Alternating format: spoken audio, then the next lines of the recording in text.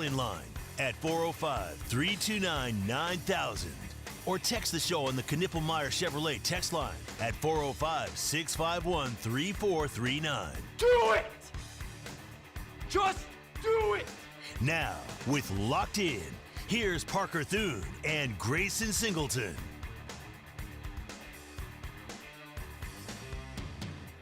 Iowa State at Kansas State, Idaho State at UNLV, Fresno State at Kansas, Sam Houston at Western Kentucky, Stanford at Hawaii. What do all of these games have in common? What do all of these matchups have in common?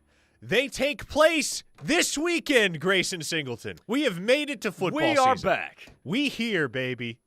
Now, obviously, it is another week and a half, another 12 days to be precise, until Oklahoma kicks off its 2025 campaign with a home tilt against Illinois State. But for all intents and purposes, football season is upon us. Iowa State, Kansas State, I believe that's a ranked matchup. I believe both of those teams are ranked. Yes, Iowa State 22nd in the nation, Kansas State 17th in the nation. So that will be the first notable college football game of the 2025 season. It kicks off at 11 a.m. this Saturday. And thereafter, folks, we get to enjoy the best 4 months of the year. Football season. What a glorious time it is. And thanks to all of you that are tuned in here on a Monday for Locked In. Parker Thune alongside Grayson Singleton. We won't have any connection issues today because we're both here in the Buffalo Wild Wings studios. Were you listening to Steely and I for the last couple hours? I heard Steely drop going out of the second segment is what it was? I think he dropped 5 times over the course of the show. Did he really? Yep. He must have had the exact same tie line unit that I had at Riverwind on Friday. I'm not going to lie. That stuff was hilarious, the way you kept dropping and kept talking. Yeah. And I would just keep rolling through my points. And then at a certain point, I would look down and be like, oh, I've been out for a minute now, haven't I? You didn't hear me interject with a couple of words, and you're like, wait, where'd he go? Nope, didn't hear anything. The show is brought to you today and every day by Dorsey Jones GMC in El Reno. Folks, if you're in the market for a new vehicle, why not a GMC? And why not Dorsey Jones? GMC offers some of the most reliable trucks and SUVs on the road today. And Dorsey Jones offers a low-pressure sales environment, friendly service technicians, half-price oil changes on Saturdays, and oh, by the way, it is a family-owned and operated outfit. So check out Dorsey Jones in El Reno. You have a certain quizzical look on your face. I'm curious as to what the nature of that is. You know, just the usual, I go through the text line when I get in here, and I have no idea what the hell you and Steely were talking about in the last segment. Steely debuted a skit that he refers to as the origins of a young narcissist. What? It was a 2.5-minute long skit between a young narcissist and his father. Some people loved it, some people hated it because it was so divisive. I won't bother to play it again. But you should take a listen during the break. It is somewhat comedic. Why did somebody in the 580 say that he sounded like Butters from South Park? Because he did sound like Butters from South Park. Did he really? Yes, he That's had hilarious. the helium effect on his voice. And oh, beautiful. yes, very much. I'm going to listen to this during the break. Kyle from South on the text line says, guys, we made it. The F word is back. Football. Dude, I've been watching preseason football and getting into this Hard Knocks. I'm ready for football, man. It really is tragic that Dylan Gabriel has to play for the Cleveland Browns in 2025. I had hoped for better for the fine young man that he is. I know we talk about recruiting here, but Dylan Gabriel is OU adjacent. So do you think Dylan Gabriel has a future as an NFL quarterback? Yeah, as an NFL backup quarterback, absolutely. Okay, because he doesn't strike me as a starter. Now, to me, and I've said this for years and years, I think Dylan Gabriel is the perfect NFL backup quarterback. And there's nothing wrong with that because he will probably make a lot of money and remain in the league for years and years because in so many ways, he is the perfect QB2 for any NFL front office because unless out-of-context video snippets get posted to social media that make it look like he's taking a shot at Drew Sanders, he's a low-drama type of guy. Yeah. Low-drama type of guy, very well-respected, good teammate, good leader, positive locker room influence, very football smart and savvy, not prone to turnovers. He is the type of guy where if you're in a pickle, no pun intended, if you're in a fix and you gotta send somebody out there in place of your starter, Dillon Gabriel is the type of guy that you would like to send out there, as opposed to somebody, I don't know, like Nathan Peterman. Who, by the way, is still getting workouts. How? Somebody brought him in over the weekend. I don't remember who. For the longest time, Nathan Peterman being in the league was my defense of why Colin Kaepernick got blackballed. Oh, my goodness. We'll leave it at that, but whenever you bring up Nathan Peterman, that was always what brought up in my mind. Yeah, but if you're going to roster a backup quarterback, right, ideally you want to roster a backup quarterback that's not going Who's going to keep a low profile? Well, who's going to keep a low profile for one, and if his number is called, it's not going to be an all-fire disaster. He doesn't have to be a fill-in superstar like Nick Foles on the 2017 Eagles, because how many of those guys are there in the NFL that don't have starting jobs? Very few. Very few. So if you're trying to be realistic about what your QB2 is and who he is, Dillon Gabriel is kind of the prototype. Sure. J-Dub on the text line says, the F word is back for Jackson Arnold, but it's his first name instead of his middle name. Just ask Hugh Freeze. Oh, man, September 20th and the week leading up to that football game. That's going to be fun. Oh, it'll be fun, all right. You already know, and I'm sure Brent Venables is already preparing for it. The very first question he's going to face when he gets up to the podium on that Tuesday leading into the Auburn game is going to be something Jackson Arnold related. And then what'll probably happen, because this is just one of the things that happens, is that Brent Venables will answer the first Jackson Arnold question and say something to the effect of, that's all in the past. He's an Auburn Tiger now. I'm focused on our team in 2025.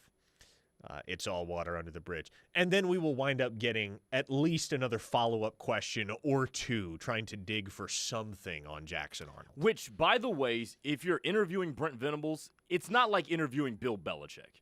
You can kind of keep digging with Brent and then eventually bring out a filibuster. It's worth the try, is what I'm saying.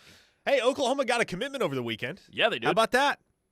Commitment number 17 in the 2026 cycle. That's 2 commits last week for Oklahoma. 2 in the same week for the first time in a minute.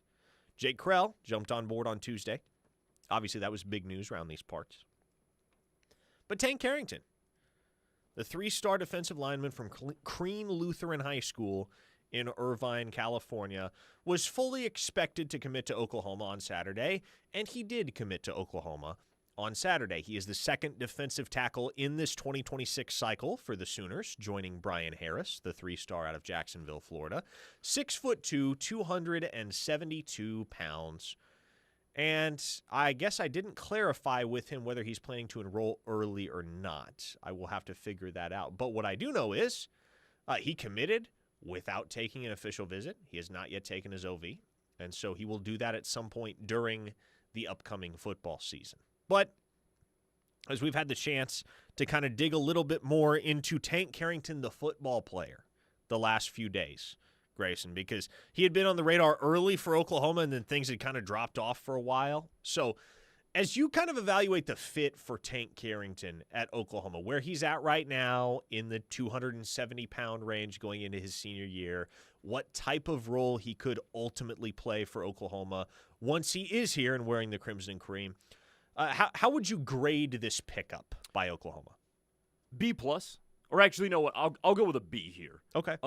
This isn't Brian Harris, where you can expect some sort of measured impact by a sophomore year. I think James Carrington's going to be a little bit more of a project than Brian Harris and some of the other defensive linemen that they've brought in. But that being said, you develop this kid, he's going to be a really good player. He's already quick. His mobility is insane. If you watch his high school tape, he can get past guards before they touch him, which this is on the interior of the line. So and that's what makes that much more impressive. But he's going to have to put on weight. We all know that. Is it beyond the realm of possibility that he puts on enough weight to be an SEC interior defensive lineman by the time he's a junior? No.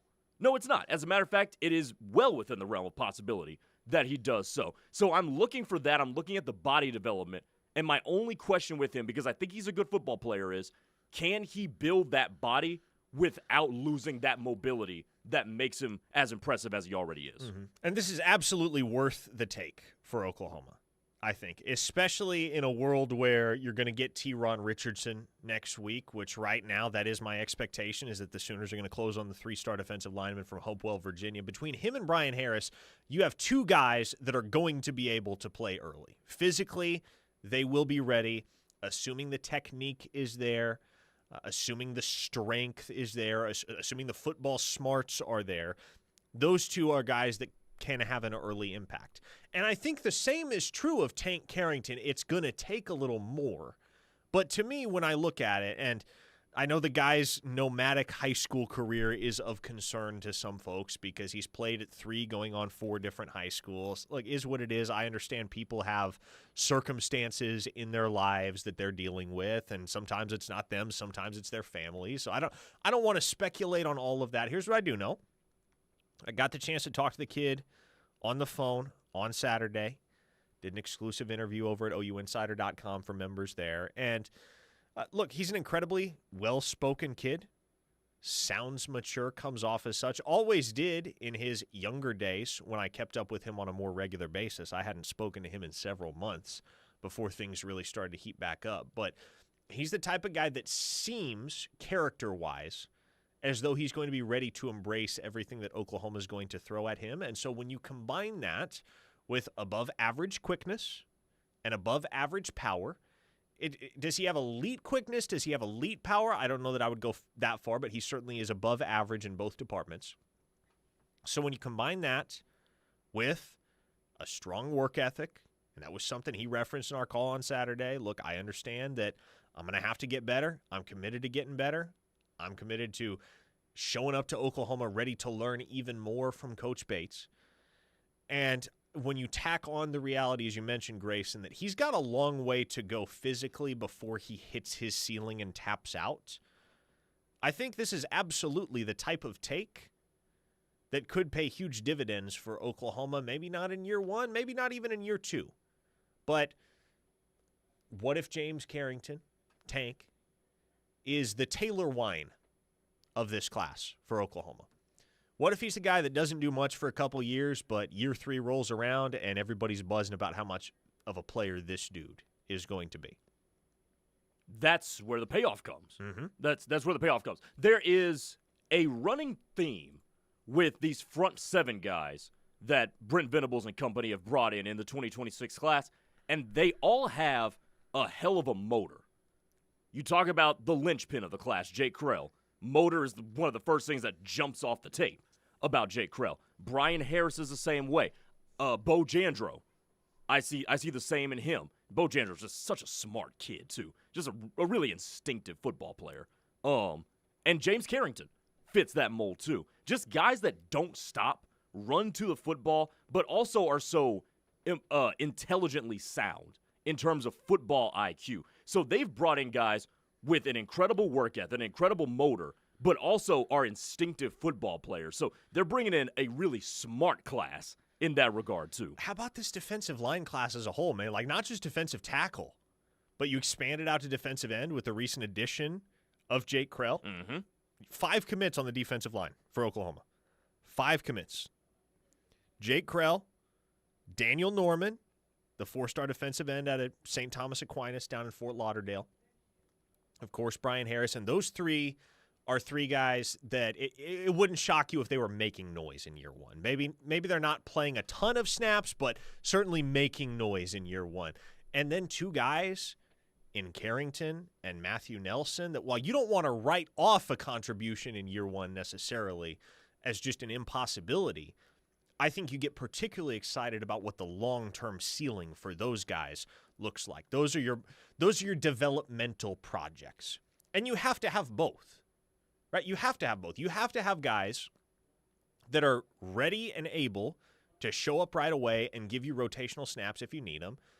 And then you also have to have special, raw, unrefined athletes that aren't anywhere close to their ceiling, but that are going to buy in to the vision that you have for them, the developmental plan that you put in front of them, and believe that in a system like Oklahoma's, they can become great college football players. And think of it this way, too, when you juxtapose guys who can play year one and guys who it's going to take them a minute. Those dudes know who each other are. And in the world of unlimited transfers, however longer we live in that world, if you stack the deck with a bunch of dudes that could reasonably play year one, now there's not enough snaps to go around, and that's when you start to lose dudes because they know they can be playing, but they're just caught in a logjam. So I think it is smart roster construction to have your dudes that could certainly make an impact year one, absolutely, but then also dudes that know, okay, I'm not going to be ready my freshman year, but I'm going to ride the course out with these guys who can develop, and then I'm ready to pop in year three. And that can play more into the retention side of all of this as well. If you would like to chime in throughout the show, please do so. The Knippelmeyer Chevrolet text line is always available to you at 405-651-3439. That's 651-3439. OU Training Camp Talk, brought to you by ROI Real Estate, owned and managed by Isaac Christian. www.roi-re.com. Isaac and the ROI team have over 25 years of experience in the real estate industry. You can hit them up at 405-358-3311. Let's talk some OU training camp on the other side. Keep it here on the Ref, the home of Sooner fans. School routines are back and the roads are getting busy, but the Ford Summer Sales event is still going strong. Come check out our 2024 model year closeout at Confidence Ford of Norman. Save thousands on a brand new Ford vehicle built for wherever the road takes you. Come take a test drive today at 825 North Interstate Drive or visit us online at confidenceford.com. Confidence Ford of Norman, a Cavender family dealership where confidence is Cavender. Purple Wave Auction remains the trusted leader in online equipment auctions. What makes the difference is you. You are part of our growing global community that continues to trust Purple Wave with the equipment that builds and feeds America. This trust placed in us by our community, from construction to ag producers and fleet drivers, brings great equipment opportunities to their next owners. Join the Purple Wave community today. purplewave.com. F5 IPA by Coop Bellworks doesn't just hit, it touches down. Brace yourself for a hop-reckoning punch that'll blow your taste buds away. An iconic original that takes the proud title of Oklahoma's #1 selling IPA. Be sure to raise an F5 on game day. Hi, Teddy Lehman here for Titan Title and Closing. And when I played for OU, I knew I could trust my teammates. And when you're making the biggest decision of your life, like selling or buying your home, you want a team you can trust. That's why you can call my teammate, Devry. Thanks, Teddy. As one of the partners here in Norman at Titan Title and Closing, I know a thing or two about Norman. I've raised my children here, and I've been in the real estate industry for over 25 years. We work with over 25 entities that are involved in each transaction, and our team plays on both sides of the transaction to achieve a win for our realtors, lenders, builders, sellers, and buyers.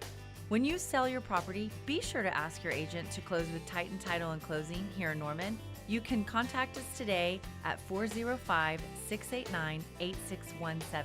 Again, that's 405-689-8617.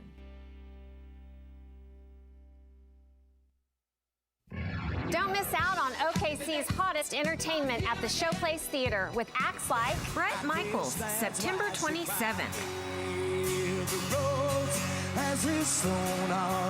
Collective Soul, October 17th. And the Oak Ridge Boys, November 28th. Riverwind is OKC's favorite casino experience. Is your team coming to Norman or Noble for an event? Let Chick-fil-A 12th Avenue be your winning meal provider. From box meals and nugget trays to lemonade and tea, 12th Avenue Chick-fil-A can provide your team's pre- or post-game meal. Delivery, pickup, or dine in, 12th Avenue will have you covered. Call us at 405-310-3189 or use the CFA One app and let Chick-fil-A feed your team. Don't forget to ask about the Give Back program for a winning season. Call 405-310-3189 and remember to eat more chicken. Plumbing and air conditioning problems seem to happen at the worst time. Hey, it's Chris Plank here. And a while back when we had a plumbing issue at our home, our first call was to Norman Air. The team at Norman Air was great, from upfront pricing to alerts before the tech arrived. The whole experience from start to finish was great. With financing available to their Max membership and servicing from North Edmond all the way south to Purcell, Norman Air is the go-to for HVAC, plumbing, and electrical issues. Visit normanair.com today. Touchdown, Schooner time. Raise a can of Schooner All-American Ale brewed by Coop Ale Works, the official craft beer of OU Athletics. Join the 82,000 OU faithful cheering in the stadium no matter where you are, celebrating a Sooner win. Boomer.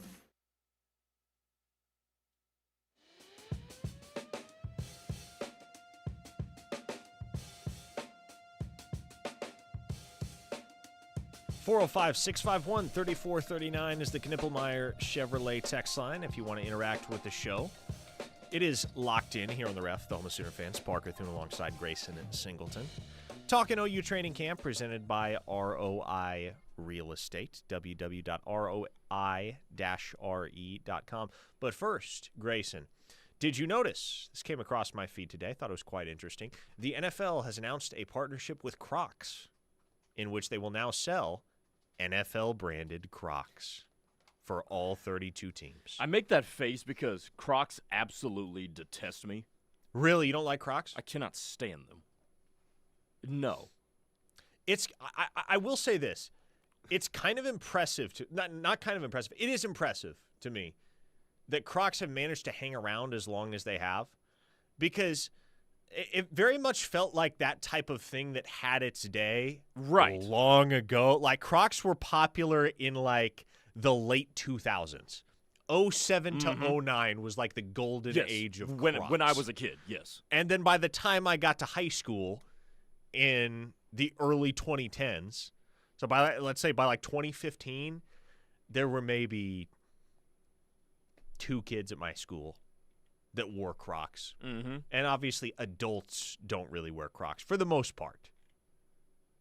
There's a time and a place for wearing Crocs. You don't see a whole lot of adults out in public just chilling in Crocs. Yes. Right? Yes. Again, I'm impressed by it. Clearly they're doing something right on the business side of things. But personally, much as I love the Tampa Bay Buccaneers, I will not be purchasing a pair of Tampa Bay Buccaneers branded Crocs. But you know who would? Some people who are about 15 years younger than you. Maybe so. I mean, 9, 10, 11, 12-year-olds still wear Crocs like they're a religion. And it is especially with the gibbets, the rise of those things, and how those kids treat them like we treated trading cards. Yeah, no, I mean, it's smart by them, but no, I can't stand Crocs. I actually thought you were going to ask me if I had listened to Steely's narcissist skit during the break. And did you? Oh, it was hilarious. Yeah. That was some of Steely's best work, I'm not going to lie. Gunny of Studsman Army says, a public shower is the only spot to wear Crocs. Blue Sooner says, best carry out the trash shoe ever. A 918 listener says, have Grayson's back. Crocs suck. Insert curse word here. Yeah. Puerto Rican Sooner asks, do y'all remember Heelys? Those were the ish back in the day. I remember Heelys. I never owned a pair. I never owned a pair, but I remember them. Like, that's just, to me, there was something that felt dangerous about Heelys. You know, like you have a wheel built into the heel of your shoe. Let's think about this here. What might be dangerous about having shoes with wheels in them? Yeah, like, to me, that's I would constantly be worrying about tearing an Achilles. Oh, yeah. Constantly. Well, I mean, the amount of people that would just crash into stuff with them. I mean, the only thing from my childhood that was more dangerous and more widely accepted than those things was the hoverboard. 405 Zane says, Crocs are my jam. You can play basketball, football, mow grass, and swim in them. The all-around shoe. Why are you playing sports in Crocs? And how bad are your ankles? I don't want to swim and play basketball in the same pair of shoes that I mow the grass in. I don't want to swim in shoes. I have a pair of shoes that are specifically, like, their only job, their only role in my repertoire is to serve as the mowing shoes. I have a pair of mowing shoes, and that's what they are for. Yeah. I live in an apartment, so I haven't mowed the lawn in God knows how long. A texter on the 405 says, Crocs and yard work. Here's my thing, though, with Crocs and yard work. Do you want the grass clippings getting in on your socks? Or, God forbid, you're going commando with the Crocs, so you get grass clippings all in on your feet, and then you get, like, grass rash or whatever? Like, I don't know if anybody else does, but I do. Well, and that's another question. Like, do you wear socks with Crocs, or do you just go barefoot with That is Crocs? true. Like, But the whole thing is, why do people like wearing shoes with holes in them? yeah, not for me. Not for me. I had a pair of Crocs once. That was like 15 years ago. Yeah. No, longer. Like 17 years ago. Like 08, I think. Frisco Sooner says $100, says Eli Drinkwitz wears Crocs. I would take that bet if I disagreed with you. Unfortunately, I do agree. I also would wager that Eli Drinkwitz owns a pair of Crocs. Okay, moving back to OU training camp talk before we get too far down a Crocs rabbit hole. Denver from Indiana says, Sooner on Sooner crime.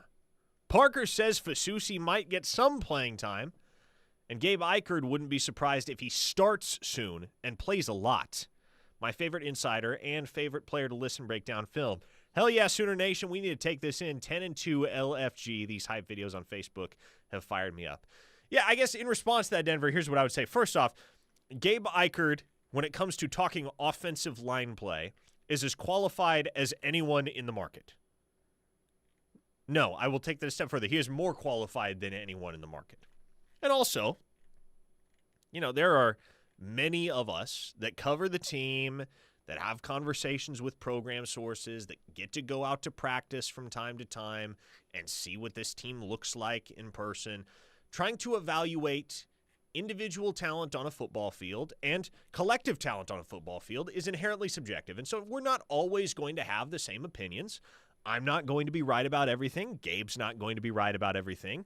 And it's not really a big deal. Unfortunately, I think you have the proper take on it, Denver, which is if the common denominator between what I've said and what Gabe Eichard said is that Michael Fasusi as a freshman is going to have some role, then that can only be a good thing because of the depth that Oklahoma has cultivated on the offensive line. Like if he and Ryan Foje are factoring into the picture at all, it means they are that good. And they are.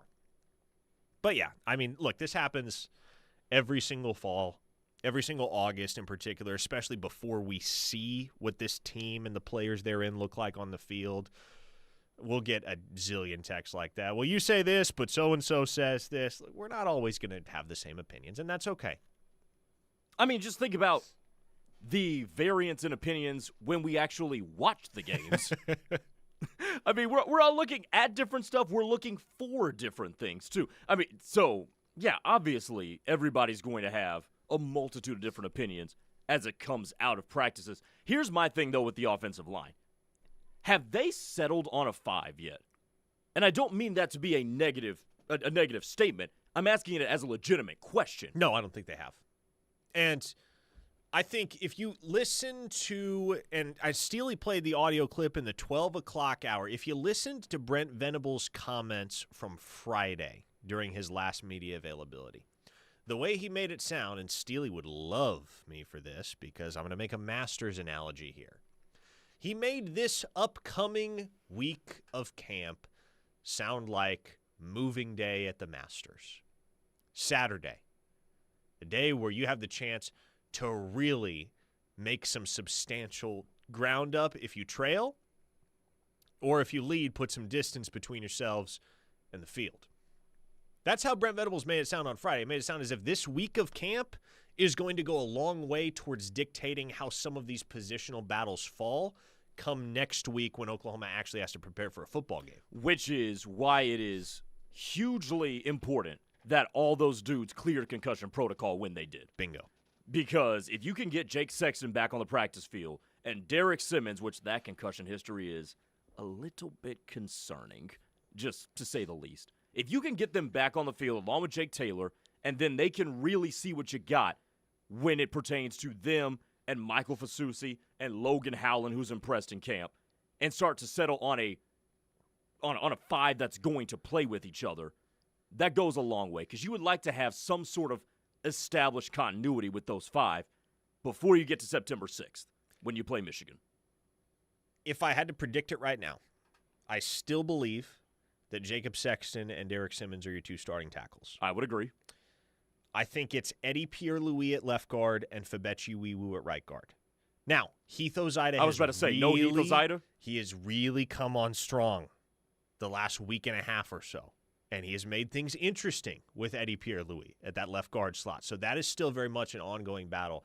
The position I really can't make heads or tails of right now is center, because Troy Everett continues to dominate the first-team reps, but there are so many folks in the operation who insist, no, Jake Michaela is the better and higher ceiling guy. Jake Michaela is better than Troy Everett. But yet Troy Everett continues to dominate the first-team reps in practice. And so the conclusion that I have to come to for the time being is that it is Troy Everett's job to lose, and he has not yet lost it. You would think so, but where is the disconnect coming from? Like, I think it's just difference of opinion. I think it's as simple as that. Difference of opinion. There are some folks in that building where their opinion is that Jake Michaela offers a higher ceiling for Oklahoma's offensive line when he's the starting center as opposed to Troy Everett. And it makes sense because physically they're very different players. Jake Michaela is 6'5", 300 pounds. Troy Everett is about 6'2", 310. So a little bit more sawed off, less length in the arms, but tremendous leader, very experienced, has played a ton of snaps at several different positions for Oklahoma over the last 2 seasons, whereas Jake Michaela has yet to take his first snap in an Oklahoma uniform. Whose philosophy wins out then? Because it seems like the two camps are prioritizing and favoring different things. Well, I would say, based on what I know of Bill Bedenbaugh, based on the way that Bill Bedenbaugh historically operates, I would say he probably leans in Troy Everett's direction, at least to start. Because if we look back at, say, 2018, remember 2018? OU's offensive line won the Joe Moore Award. Mm-hmm.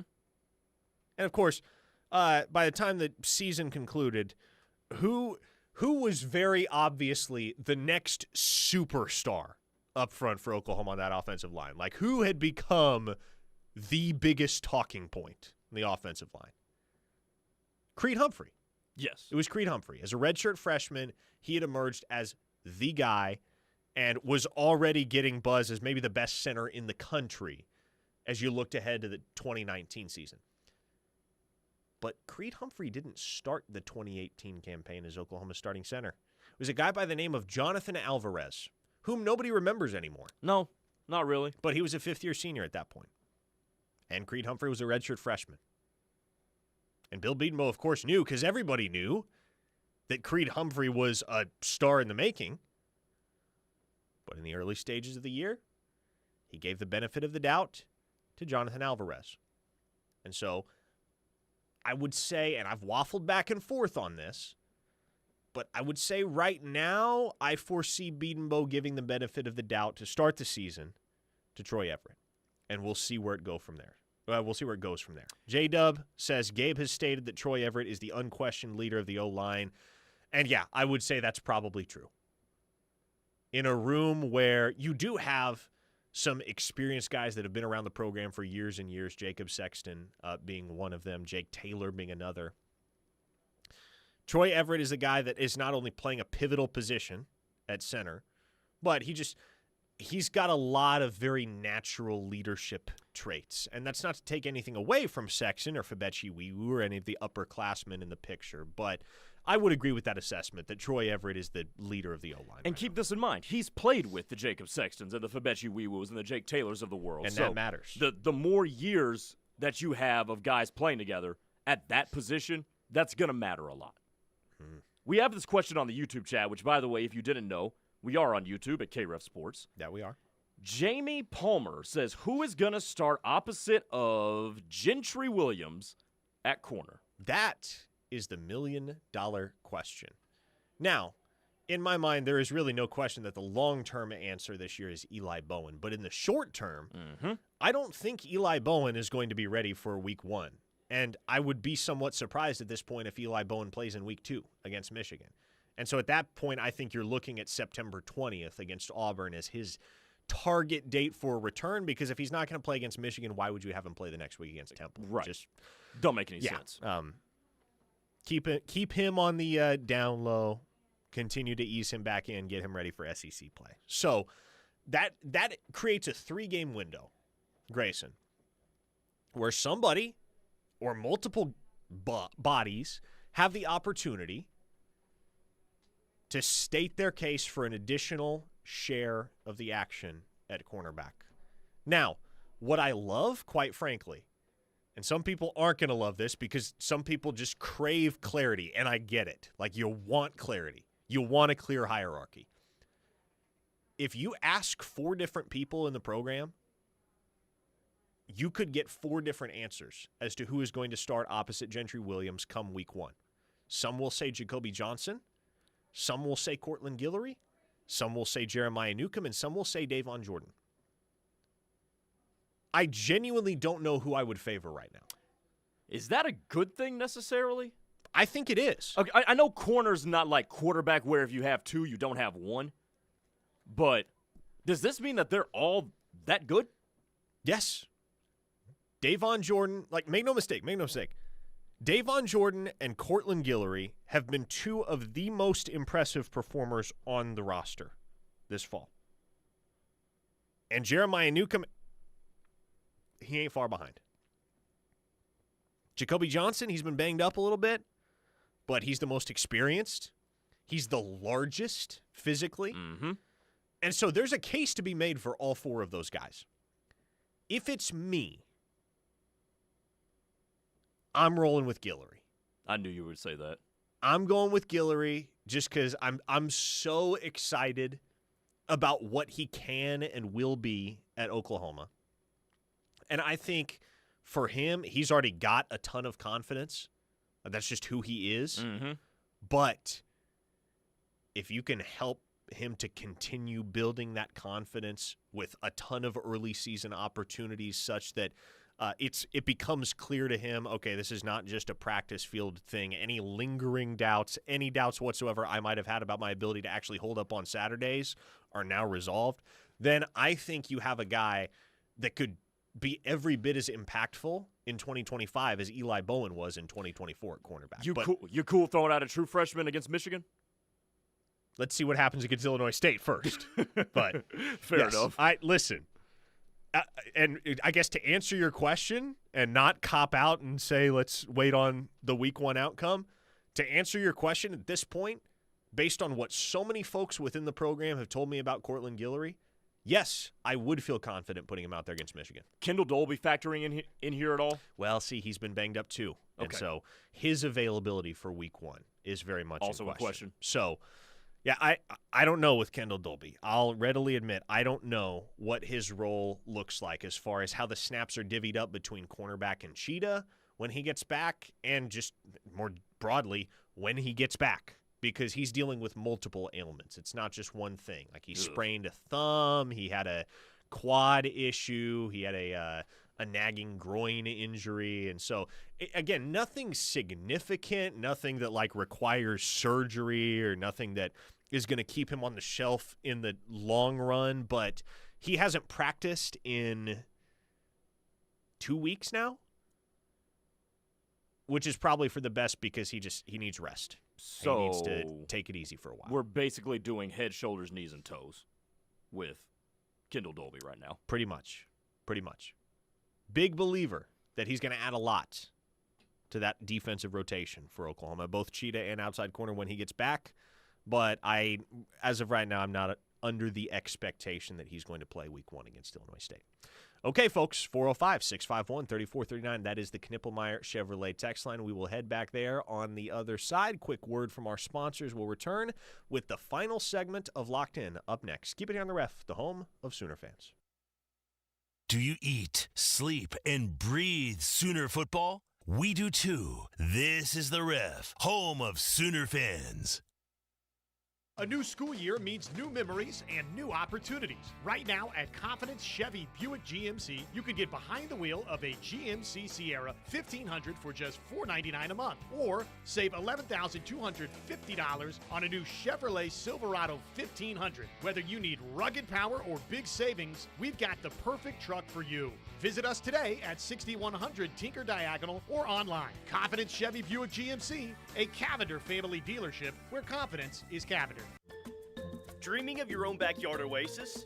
Be the envy of your neighborhood and let Signature Custom Pools help you create the perfect poolside paradise. Their professional design expertise can transport you into your own Mystic Falls, suburban sanctuary, or Mediterranean retreat. Settle into an endless vacation, entertain your family, friends, and get the signature touch with Signature Custom Pools. Call them for a free consultation at 405-898-9098 or visit them online at signaturecustompools.com today.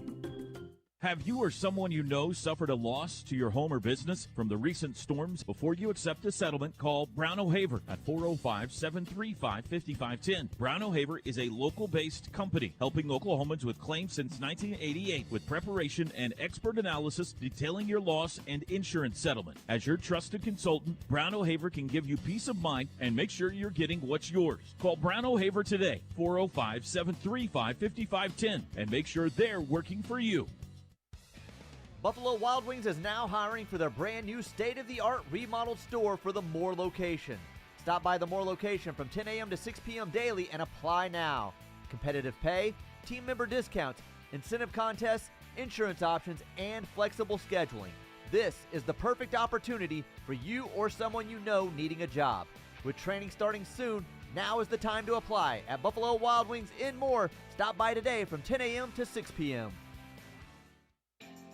For over 37 years, Bob Maupin has been providing roofing and construction services in Oklahoma for residential and commercial clients. Maupin Roofing and Construction is a locally owned family business. They do work right the first time. Maupin Roofing has insurance specialists to work with your insurance company in resolving your damage claims. Call Bob at Maupin Roofing and Construction at 405-703-3843 for your free estimate today. 405-703-3843 or visit maupinroofing.com. Maupin Roofing. Go Sooners. Life is yours to spend. Spend it expanding your balance. Spend it expanding your mind. Spend it wondering what comes next. Spend it trusting that God has a plan. Spend it taking small steps in your own life. Spend it making a big impact on someone else's. First United Bank. Spend life wisely. Meet Janicky, the unrivaled team of cleaning champions. We're here to elevate your business to sparkling perfection. From Oklahoma Memorial Stadium to businesses nationwide, Janicky delivers spotless environments. Proud partner of OU football and OU athletics. As we cheer on the Sooners, Janiking brings the same dedication to every cleaning task. For commercial cleaning services beyond compare, visit janiking.com today. That's JANIKING.com. Janiking, the king of clean. And go Sooners. When students struggle because they are hungry or fall behind because they lack school supplies, a caring adult can make all the difference. Especially someone from the community. Someone who knows the students and the obstacles they might be facing. At Communities in Schools, our site coordinators surround students with a community of support to ensure that they have everything they need to engage in learning. We go all in for kids, all day, every day. To learn more, visit communitiesinschools.org.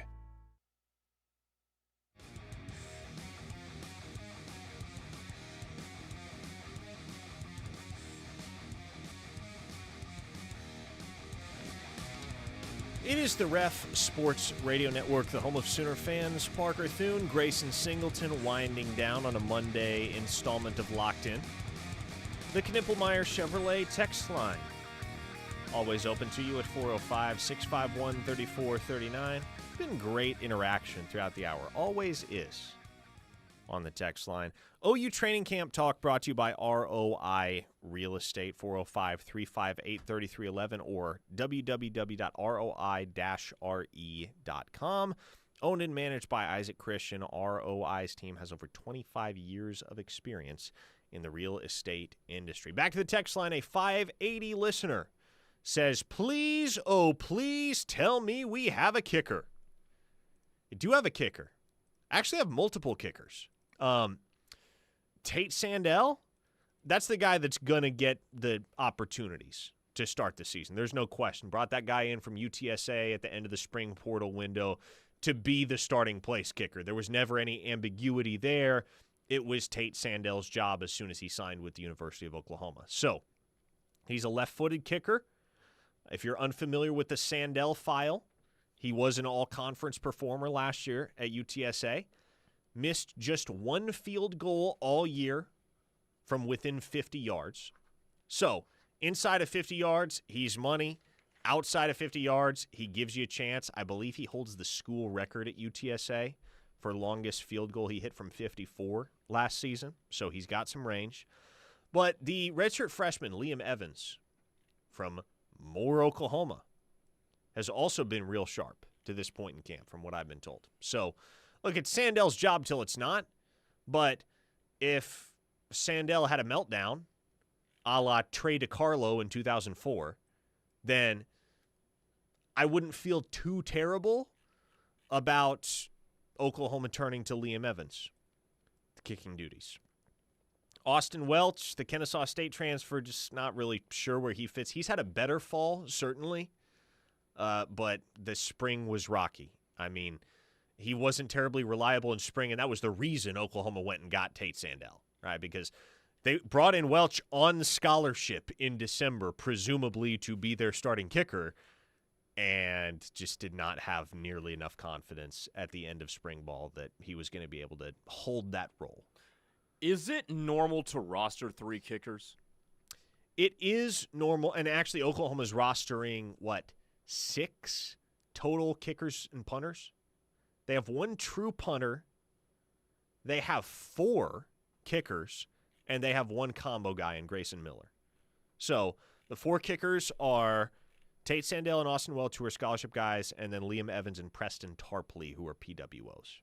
So all told, there are 4 specialist scholarships that have been distributed at Oklahoma for this season. 2 at the kicker position, 1 at punter, that being Kennesaw State transfer Jacob Ulrich, and then long snapper Ben Anderson. So 4 scholarship specialists, which is the most that there has been in Oklahoma, at Oklahoma, I should say, throughout the entirety of the time that I have been covering the team.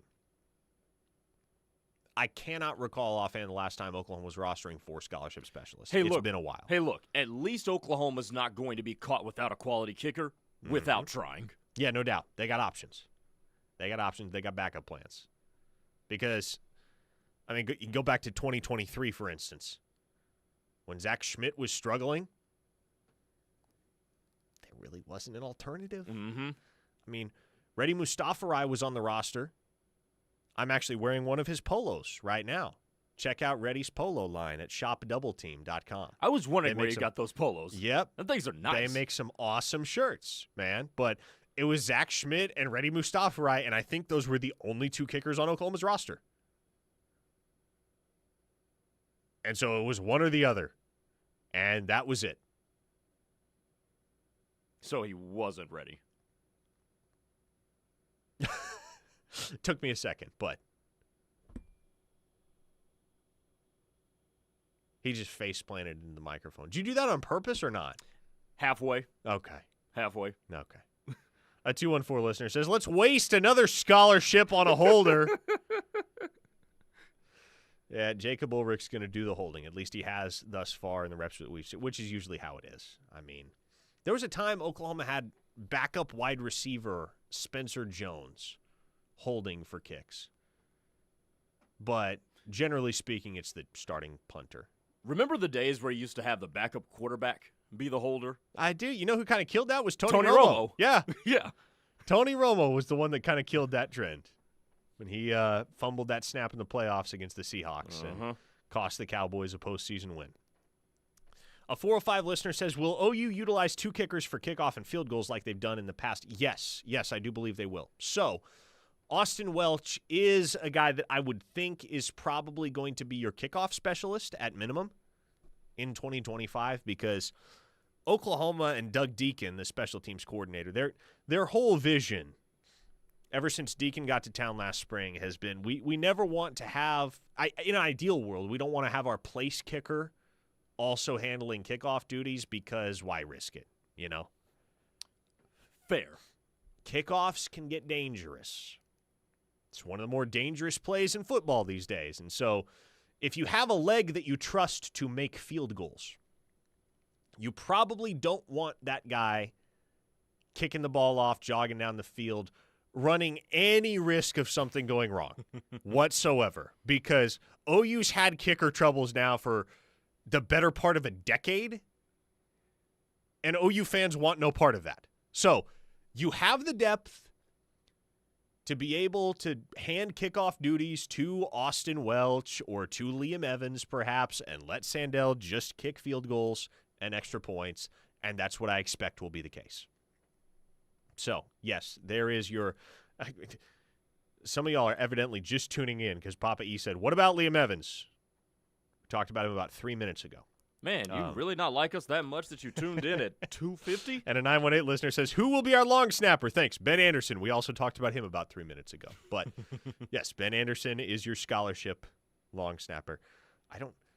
Is he the only long snapper on the roster? He may be. I'll have to double-check that. But that's one guy that you would like to stay healthy because having to throw a backup long snapper into the mix, boy. You want to talk about chaos that can ensue on special teams. You want to make field goals that much more of an adventure? Do that. Okay, let's close out with some final texts here on the Knippelmeyer Chevrolet text line. Slim Brady says, I think it's wild, but a good sign that all the veterans like Sexton, Taylor, and Simmons might be backups. Well, I think Jake Taylor's going to be a backup at least to start the year, but as I said, I expect Jacob Sexton and Derek Simmons to start. And what that means is outside of potentially Eddie Pierre-Louis, or I guess also Heath Ozida, Eddie Pierre-Louis is a true sophomore. Heath Ozida is a redshirt sophomore. Outside of one of those two probably being your starting left guard, the projected starting offensive line, Grayson, left to right is senior, sophomore or redshirt sophomore, redshirt senior, redshirt senior, redshirt senior. It's a lot of experience up front for Oklahoma. Sound pretty good to me. I mean, what is that, an average age of what, 21, 22? If not older. I don't know how old. Derek Simmons is a sixth-year senior. Derek Simmons has got to be like 24 by now. Have you seen Derek Simmons' hairline? That's a good point. He has 24 going on 40. He's a beast, though. That's how you know he's probably good. Oh, Justin, formerly Yoda, on the text line says, Parker and Grayson, when will the first depth chart be coming out? You can expect that 1 week from tomorrow. Generally, that is when we get it. So 1 week from tomorrow at Brent Venables' very first pregame press conference, or week of press conference, I suppose, leading into the Illinois State game, media at the press conference are distributed a packet of game notes. A packet of game notes for the Illinois State game. Broadcast details, rosters, coaching staffs, various factoids that Mike Houck and the crew come up with, the whole 9 yards. But within those game notes, there will be a depth chart. So, if you do not have a depth chart sooner than that, we always get a depth chart at Brent Venables' very first week of press conference. So, no later than next Tuesday, you will have a depth chart and you will know how things stack up, at least before football games are played, for Brent Venables and this staff. Recruiting Boomer asked Parker, who are we feeling opposite R. Mason? I'm still rolling with Marvin Jones. I think he's going to hold off Taylor Wine for that starting spot based on what I've been told about the way that battle has progressed. Still think you're going to see a lot of Taylor Wine, obviously, because Oklahoma has had a very healthy rotation at defensive end over the last several seasons and will continue to in 2025. You're going to see Taylor Wine. You're going to see PJ. You're going to see Danny Okoye. But I do believe when the Sooners head out there for week 1 against Illinois State and they take the very first defensive snap of their season, it will be R. Mason Thomas and Marvin Jones on the field. I've approached that the same way. It's Marvin Jones' job until he relinquishes it. And if he holds him off, seems like that's going to come to fruition. KW918 says, in regards to special teams, I care more about how we let other kickers just tee it up every time. We don't even try to block field goals. Literally have 8 guys drop back and stand there. It is infuriating to watch. At least act like you might try to. OU needs to have a designated leap guy. They need to put Ivan Carrion back there. I would say, put him out there. Yeah, put Ivan Carrion out there. And he what, have 6'6"? him stick those hands all the way up and just jump as high as he can. Maybe you'll get lucky one of these days. Maybe. All right, folks, we're done here on this Monday edition of Locked In. For Grayson Singleton, I am Parker Thune. Thanks for riding along with us today. We'll see you again tomorrow, same time, same place. The Rush is next with